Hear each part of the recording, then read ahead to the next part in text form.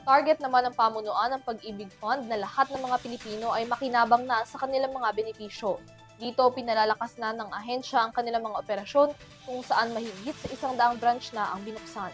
Si Dan Duilio magbabalita. Sana lahat ng Pilipino ay makasali at makasama sa mga benepisyo ng pag-ibig.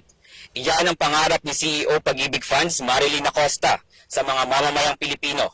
Layo nito na masiguro na lahat ng individual, mapapormal o informal beneficiary ay magkaroon ng access na mayroon sa pag-ibig. Makaipon, mapalago ang ipon at magkaroon ng abot kaya at disenteng bahay. Ilan lamang ito sa mga benepisyong binigyang diin ni Pag-ibig Fund CEO Marilyn C. Acosta na maaaring makuha ng bawat miyembro ng Pag-ibig.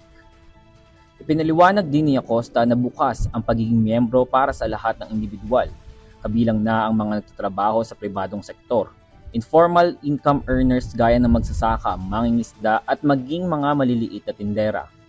Kailangan lamang magparehistro online o personal sa 109 branches sa buong bansa at maghulog ng buwanang kontribusyon na 200 pesos sa loob ng 12 months upang makinabang sa mga programang handog ng pag-ibig. Sa pinakahuling ulat, umabot na sa 1.14 trillion pesos ang total assets ng Pag-ibig Fund. Nakapagtala rin ito ng 33.32 billion pesos na net income. Samantala, lumago ang savings ng mga miyembro na umabot na sa 80.67 billion pesos mula sa kabuang 16.79 milyong aktibong miyembro. Sa ilalim naman ng programang pabahay, nakapagpalabas na ang Pag-ibig ng 58.13 billion na housing loan releases na nakatulong sa 37,927 na miyembro para magkaroon ng bago o mas maayos na tirahan. Bukod dito, umabot din sa 42.86 billion pesos ang inilabas na short-term loan para sa higit na 1.6 million members bilang tulong sa kanilang agarang pangangailangang pinansyal. Dagdag pa ng Pag-ibig Fund CEO na gusto niya na magkaroon ng batas para sa mga informal income earners na magsasave ng Pag-ibig Fund. Magkaroon din ng batas na pagka yung informal income earner ay mag-save with Pag-ibig Fund, 200 pesos, sana bigyan siya ni government ng counterpart na 200 pesos para maengganyo sila na mag-ipon para sa kanilang kinabukasan.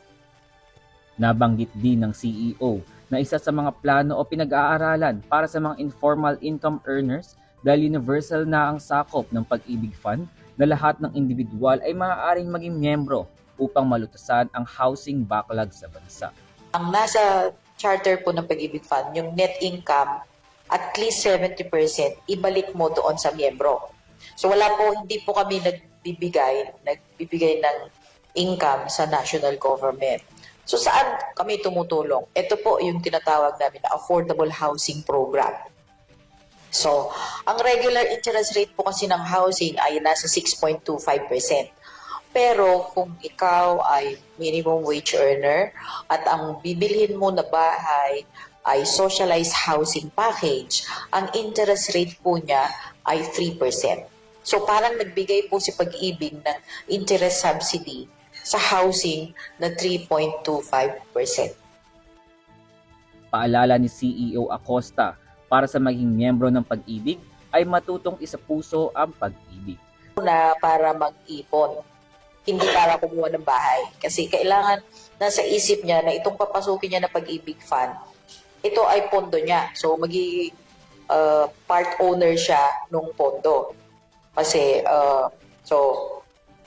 aralin niya muna, isapuso niya muna yung pagiging Pag-ibig saver. Remember? Para sa Euro TV News, Dan Duilio, sumasaludo sa bawat Pilipino.